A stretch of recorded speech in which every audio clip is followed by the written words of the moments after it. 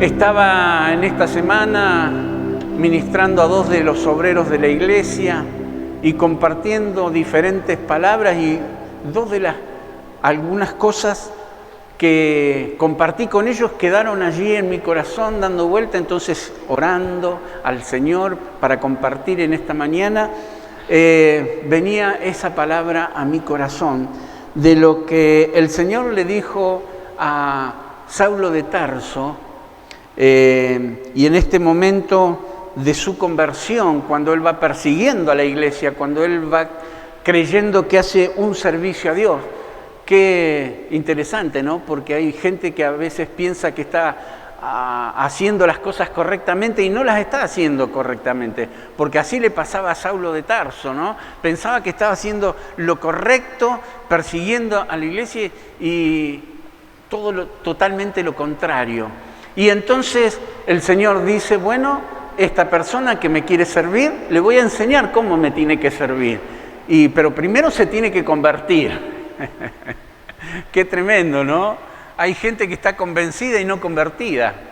Y bueno, así fue que camino a Damasco, él tiene un encuentro con el Señor, y allí el Señor, la mayoría de ustedes conocen, ¿no es cierto?, lo tira del caballo, queda allí humillado, postrado, le pregunta a él, Señor, ¿quién eres? Y le dice, yo soy Jesús, a quien tú persigues. ¿Cómo? Si, Dios mío, te estoy sirviendo, no te estoy persiguiendo. No, dura cosas te dar coces contra el aguijón, diciendo, es como la mula que está pateando contra ese aguijón y se lastima. Estás haciendo mal las cosas. Vos crees que las cosas son así, pero no, son diferentes. Y allí tiene un diálogo el Señor con él queda ciego por 3 días, y el Señor manda a otro siervo que ore por él, a Ananías, ¿no? Y en el versículo 15, versículo 15 del capítulo 9 del libro de los Hechos, el Señor le dijo, ve a Ananías, ¿no? Porque instrumento escogido me es este. Instrumento escogido me es este para llevar mi nombre en presencia de los gentiles y de reyes y de los hijos de Israel. Qué impresionante, ¿no? Qué tremendo. Yo tuve el privilegio de estar con embajadores, con gobernadores, con ministros. Jamás pensé tal vez pensaba que el ministerio se limitaba, bueno, a la gente de la iglesia, pero he estado muchas veces en la casa de gobierno, teniendo reuniones de oración, ministrando a gente que está en eminencia, y digo, qué lindo, qué grande que es Dios, qué privilegio, porque a lo mejor uno no se siente capacitado para hacerlo, o que es la persona correcta. Sin embargo, Dios hace como Él quiere, y en este caso el Señor dijo, este Saulo de Tarso, instrumento escogido me es este. Y quiero animarte, porque no solo Saulo de Tarso es el instrumento escogido, sino también cada uno de nosotros, la iglesia del Señor, ¿no? En Primera de Pedro, en el capítulo 2, versículo 9, vamos a ir ahora, dice, porque ¿a quién no le gusta que Dios le diga, yo te escogí para una tarea? Creo que si le pregunto, levanten la mano, todos vamos a levantar las manos. Vamos a decir, qué bueno que Dios me tenga en cuenta a mí, porque a lo mejor me considero que no estoy para la tarea o no estoy capacitado, pero muchos se sintieron así, hasta los mismos apóstoles. Y el Señor les dijo, no teman, porque cuando vayan ante los reyes, ante los gobernantes, ante las personas, en el momento les será dado palabra. Ahora, no descolguemos esto del contexto, porque entonces, bueno, no oro, no me preparo, no me capacito, no estudio. Total, el Señor me va a usar. No. El Señor va a usar las capacidades que nosotros tenemos y nos manda a prepararnos, capacitarnos, porque el pueblo yerra por ignorar, no por la ignorancia, por ignorar las Escrituras, por ignorar la voluntad de Dios. Pero el Señor manda que no tengamos temor, eso es lo que estaba diciendo, que no nos menospreciemos ni nos menoscabemos cuando nos pones ante una eminencia, ante alguien importante, un empresario, un profesional o un hombre de ciencia, quien sea. El Señor no va a permitir que seas avergonzado, avergonzada, el Señor te va a usar para su gloria.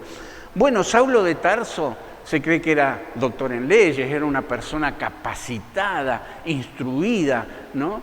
Y el Señor usó esa capacitación con la unción del Espíritu Santo sobre él, luego para llegar a tantas miles de personas, hasta un momento que él llegó a decir, lo he llenado todo del Evangelio, ¿no? Habló de una región y dice, lo he llenado todo del Evangelio, y lo hacía con las personas simples y sencillas del pueblo, como también las personas importantes, letrados, gente de ciencia, gente que hay que hablarle con razón de la esperanza que hay, ¿no?, en nosotros.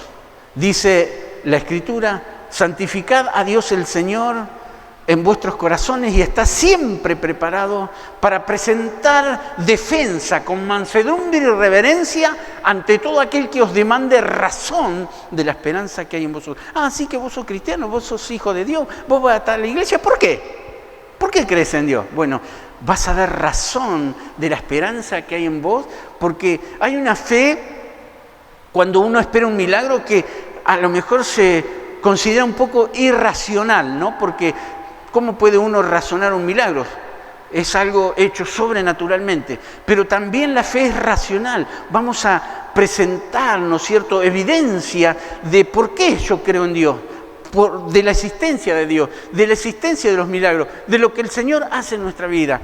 Y podrá haber muchos argumentos, pero ante lo que uno experimenta no hay argumento validero, porque lo estás viviendo.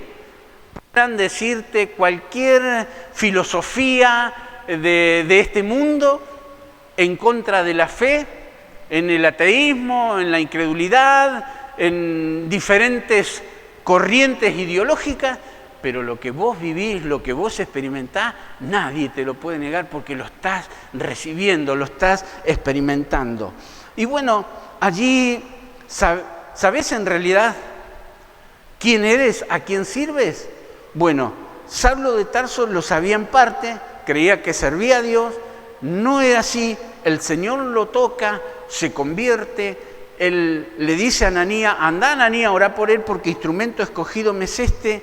Y después el Señor, el Espíritu Santo, a través del apóstol Pedro, en el capítulo 2 de Primera de Pedro, en el versículo 9, dice, mas vosotros sois. Y le está hablando a la iglesia, digan, acá estoy, hola.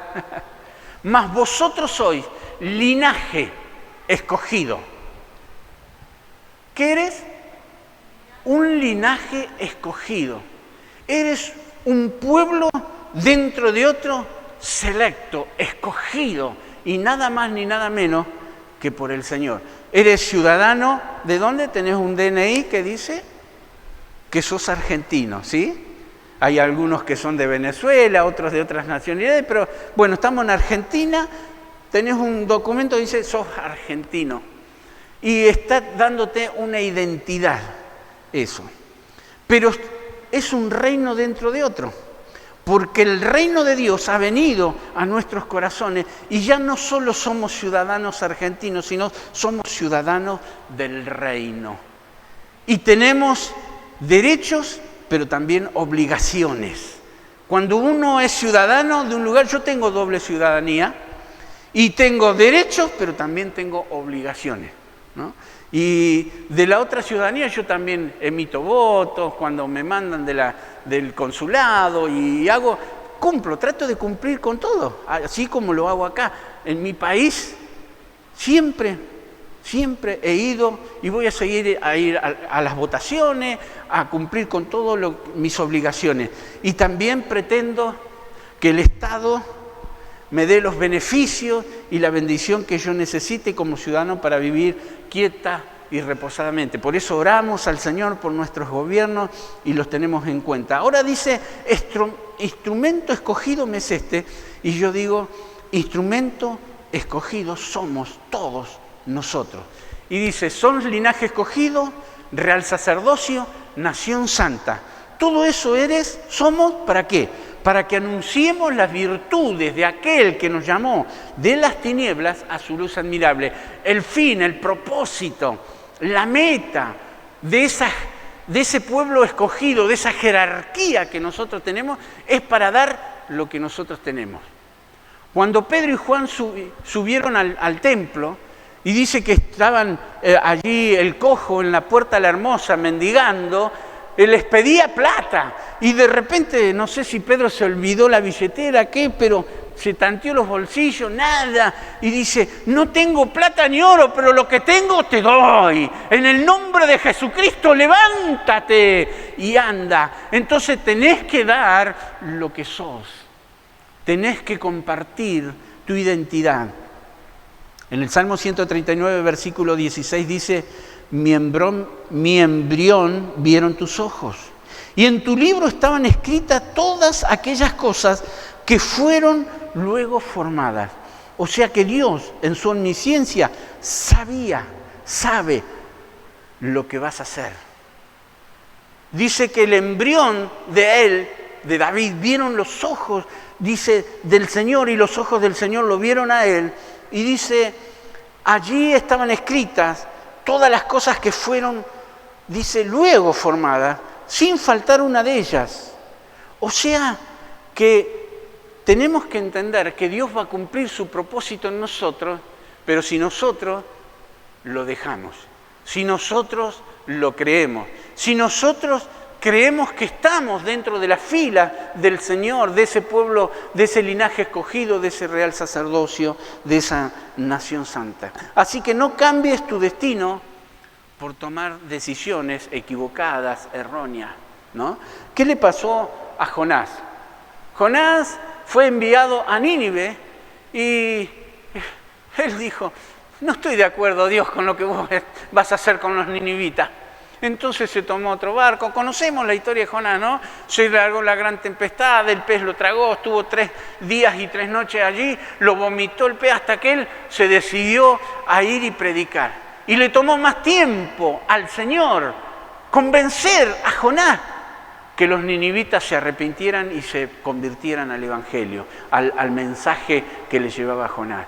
Así que el Señor nos ayude, no demoremos el propósito de Dios y la bendición que Dios tiene sobre nosotros como iglesia. Porque no es solo venir, bueno, la vida cristiana, doy mi ofrenda, doy mi diezmo, me congrego, bueno, cuando se me da la oportunidad le hablo a alguien, cumplo con ciertas cosas y ya está. No, tenemos que hacer mucho más de lo que creemos que estamos haciendo bien. Porque seguramente, y me incluyo, seguramente no hacemos todo lo que podemos hacer. Hola. Podemos hacer mucho más de lo que estamos haciendo. ¿Cuántos dicen amén?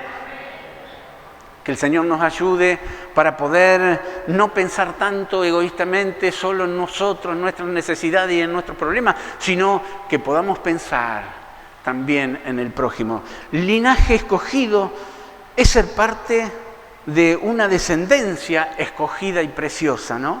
Formaban parte del linaje de Abraham, cuando en la Escritura encontramos promesas que el Señor le hizo al padre de la fe. Lo mencionamos a Abraham porque justamente dice en Génesis capítulo 12, versículos 2 y 3, que este padre de la fe, en él iban a ser benditas en ti todas las familias de la tierra.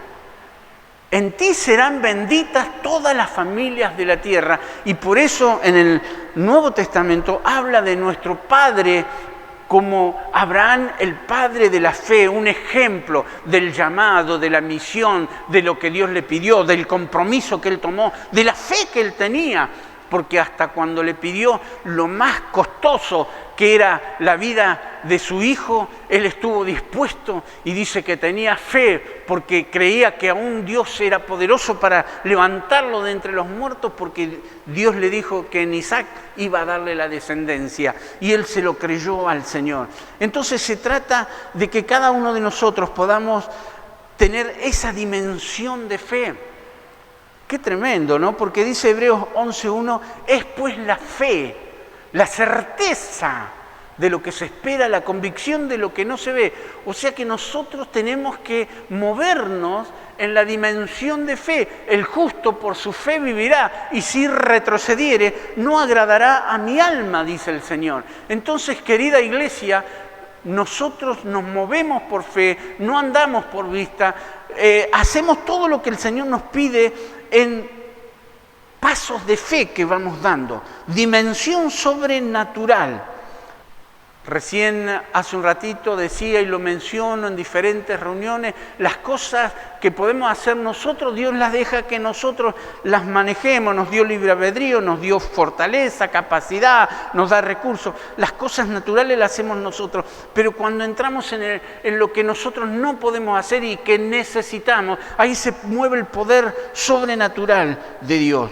Bendición, nos hizo sentar sobre, cuando dicen lugares celestiales, sobre situaciones difíciles, problemas imposibles de lograr, para que podamos experimentar cada día el poder de Dios, pasar por el horno de fuego y no quemarse, naufragar por el mar y no ahogarse, ¿no? Experiencia de los discípulos de la iglesia y de cada uno de nosotros. ¿Te acordás? Sadrach, Mesach y Abednego fueron tirados en el horno de fuego y dice el rey allí, ¿cómo no son 3 los que tiraron adentro? Y yo estoy viendo 4 y uno es semejante al Hijo de los dioses.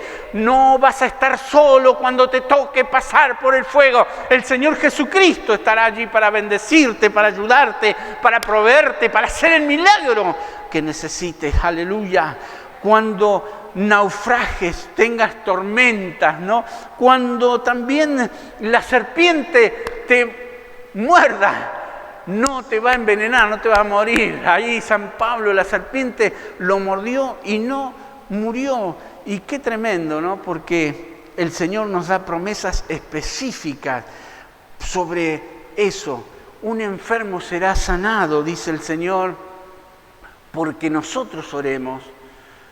Una persona común y corriente como cada uno de nosotros podemos ser prosperados sin tener a lo mejor una cuenta en el banco. Dios proveerá y multiplicará y bendecirá nuestra vida, nuestro trabajo, el esfuerzo que nosotros hacemos, porque Él promete proveernos. Y así en cada situación el Señor va a participar con nosotros ayudándonos.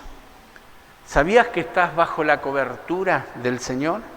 Porque Él no te dice, oh, sos un linaje escogido y bueno, ahora arreglátela. No.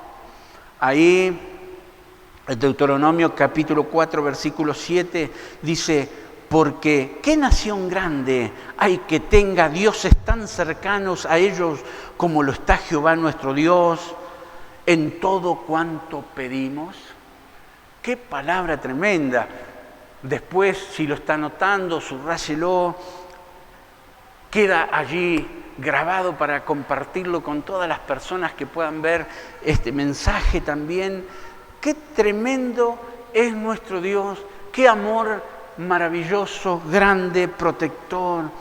Y hace la pregunta el Señor, ¿qué nación, qué pueblo escogido como nosotros tiene al Dios tan cercano como lo tenemos nosotros, Jehová nuestro Dios, en cuanto a todo lo que pedimos? Tenemos que actuar sobre lo que creemos, queridos.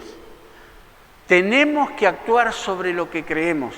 Damos pasos en el nombre de Jesús, pasos de fe en las promesas del Señor. Movernos, salí a buscar ese trabajo, salí, orá al Señor y si tenés que hablar porque no te alcanza y pedir un aumento, orá al Señor y antes de hablar para que el Señor toque los corazones. Si trabajás por tu cuenta, si es el negocio, tu profesión, lo que sea, que el Señor bendiga y multiplique, porque todo lo que tocare, donde pisare la planta de tus pies, allí la bendición del Señor te seguirá. Y podríamos decir cuántas cosas importantes hace Dios y respalda a aquellos que obedecen, que oyen la voz del Señor, que cumplen con el Señor. Aleluya. Qué bueno. Dice, linaje escogido, real sacerdocio. Somos nosotros un sacerdocio de gente, de hombres y mujeres que aman al Señor. Apocalipsis capítulo 1, versículos 5 y 6 dice, y de Jesucristo, el testigo fiel, el primogénito de los muertos y el soberano de los reyes de la tierra, al que nos amó y nos lavó con su sangre y nos hizo. No éramos, pero así como nos hizo linaje escogido, nos hizo un real sacerdocio y nos hizo reyes y sacerdote para Dios su Padre. A Él sea la gloria y el imperio por los siglos de los siglos. Amén. Aleluya. Qué tremenda palabra del Señor para nosotros. Nos hizo reyes y sacerdotes y reinaremos sobre la tierra, dice otra palabra. Cuando Cristo venga, retorne a buscar a los suyos, hará que nosotros ejerzamos ese señorío, ese poder de Dios obrando a través de nuestras vidas. Queridos, qué importante que somos para el Señor, ¿no? Cuando dice allí real sacerdocio, nosotros tenemos que pensar que estamos en una posición tan importante delante de la presencia del Señor. Está mencionando allí el Espíritu Santo a través del apóstol Pedro una palabra dada a Moisés en Éxodo capítulo 19 versículos 5 y 6. Dice, ahora pues, si dieres oídos a mi voz, dice el Señor, le está hablando al pueblo, ¿no? Le dice a Moisés que transmita al pueblo. Ahora pues, si dieres oído a mi voz y guardares mi pacto, vosotros seréis mi especial tesoro sobre todos los pueblos, porque mía es toda la tierra, dice el Señor, y vosotros me seréis un reino de sacerdotes y gente santa. Estas son las palabras que le dirás a los hijos de Israel. Me seréis un pueblo de reyes, de sacerdotes, y estarán de gente santa. Y cuando la realeza está mencionada, ¿no? Linaje escogido, real sacerdocio, está hablando de una posición de autoridad, está hablando de gobierno. Cuando habla del rey, está hablando de un gobierno. Y está diciendo que la iglesia le ha sido delegada la autoridad. Cuando Adán la perdió, se la dio a Adán y la perdió por causa del pecado, vino el Señor Jesucristo y nos restauró todo lo que se había perdido, lo que nos había robado Satanás, ¿no? Y ese gobierno, ese dominio, ese poder, en este caso en el mundo espiritual, ¿no? Porque dice que anda como león rugiente buscando a quien devorar, que es el príncipe de la potestad del aire. Mire, el príncipe es subordinado del rey, ¿eh? Nosotros somos real sacerdocio y Cristo lo venció en la cruz del Calvario y nos dio la autoridad a cada uno de nosotros. Y para que nosotros, sobre todas las fuerzas del mal y la conversión de la gente, dice en San Lucas capítulo 10, versículo 17, dice, y volvieron los 70 con gozo, diciendo, Señor, aún los demonios se nos sujetan en tu nombre. Y les dijo, yo veía, Jesús le dice a sus discípulos, yo veía a Satanás caer del cielo como un rayo. Allí, el príncipe de la potestad del aire vencido por los que gobiernan, por los que tienen la autoridad, por el real sacerdocio, por la gente que ama a Dios y que tiene el poder de Dios para someter las fuerzas del mal. Por eso Jesús enseñó a orar y a decir, guárdanos del mal, porque tuyo es el reino, el poder y la gloria. Y el Señor agrega y dice allí en Lucas 10, he aquí os doy potestad de hollar serpientes y escorpiones y sobre toda fuerza del enemigo, y nada os dañará. ¿Lo puedes creer? Hola. Si lo puedes creer, para el que cree, todo es posible. Dice que ellos volvieron con gozo, y dice el Señor, no se gocen de que sus los demonios se les sujetan. Gócense de que sus nombres están escritos en el libro de la vida, aleluya, de que son ese real sacerdocio por lo que yo he restaurado, por lo que yo estoy haciendo. Y es un tiempo, queridos, de restauración, de bendición, linaje escogido, real sacerdocio y nación santa. Pero todo con el propósito de ¿qué? De ser ese hombre, esa mujer que Dios quiere usar para su gloria. Y dice allí, esta nación, este pueblo, no se destaca por practicar el pecado, sino por no practicar el pecado. Santidad habla de no perfecto, pero en Cristo sí. No sin defecto, pero una persona apartada del mal, que no practica el pecado, que salió de la esclavitud del pecado y vive para honrar a Dios con una vida consagrada. Su interés es honrar al Padre, es bendecir al Padre. Su interés es el interés de su Padre y que el Señor nos ayude. Romanos 6, 18 dice, y libertados del pecado, vinisteis a ser siervos de la justicia. Hablo como humano por vuestra humana debilidad. Que así como para la iniquidad presentasteis vuestros miembros para servir a la inmundicia y a la iniquidad, así ahora, para santificación, presentad vuestros miembros para servir a la justicia. O sea que ahora somos instrumentos en las manos del Señor. Nuestra meta debe ser alegrar el corazón de Dios en gratitud por la posición, por la jerarquía que nos dio, cumpliendo con nuestro destino.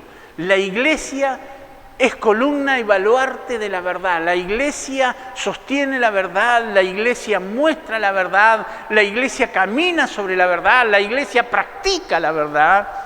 Así que el texto dice, linaje escogido, real sacerdocio, nación santa, pueblo adquirido por Dios, para que anunciéis. ¿Para qué todos esos títulos? ¿Para qué todos esos reconocimientos? Para que anunciéis las virtudes de aquel que os llamó de las tinieblas a su luz admirable. A veces, si usted se pregunta, ¿por qué no me salen las cosas? ¿Por qué estoy estancado? ¿Por qué esto? ¿Por qué aquello? ¿No será que a lo mejor no estás cumpliendo con el propósito supremo, con la tarea suprema de la Iglesia, que es la evangelización, que es el ser la luz, es ser la sal de la tierra? Una luz no se puede poner debajo de la mesa o de la cama, sino en el candelabro donde alumbre. Dice, así alumbre vuestra luz delante de los hombres y glorifiquen a Dios por vuestra buena obra. Iglesia, tenemos la oportunidad de seguir haciendo buenas obras. Doy gracias a Dios por todos aquellos que traen alimentos, que traen ropa y bendecimos a la gente. Pero como les dije, que formemos un banco de alimentos, de ropa, para ayudar a la gente, pero sobre todas las cosas, que le demos el pan de vida que desciende del cielo y da vida, vida en abundancia y vida eterna, que es Jesús en el corazón. Jesús dijo, yo soy el pan de vida.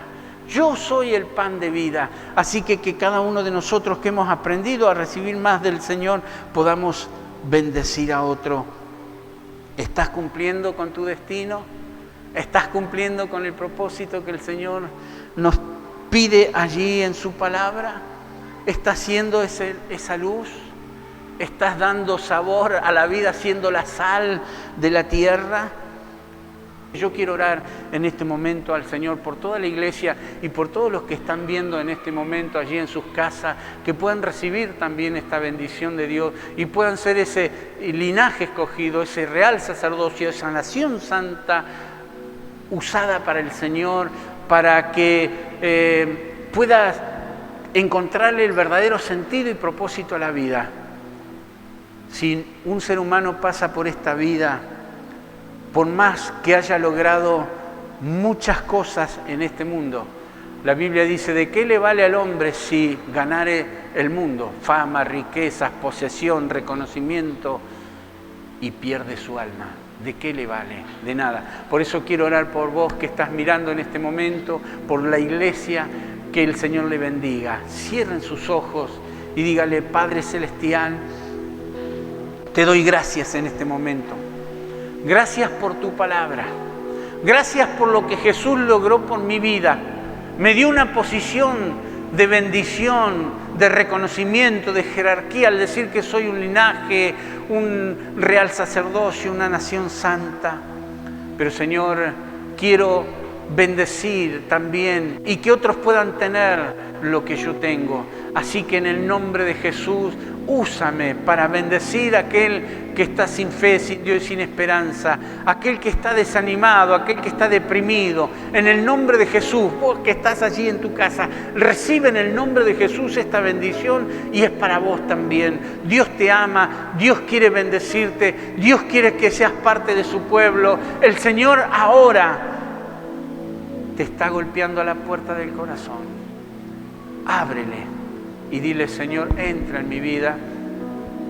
Te recibo en mi corazón como mi Salvador. Te pido perdón por todos mis pecados. Te recibo, Jesús. Y ahora en adelante, desde ahora en adelante, no voy a caminar solo, sino voy a transitar por esta vida tomado de tu mano. Creo en Jesucristo, creo en la vida eterna, creo en lo que tu palabra dice. En el nombre de Jesús. Gracias, Señor. Amén y amén.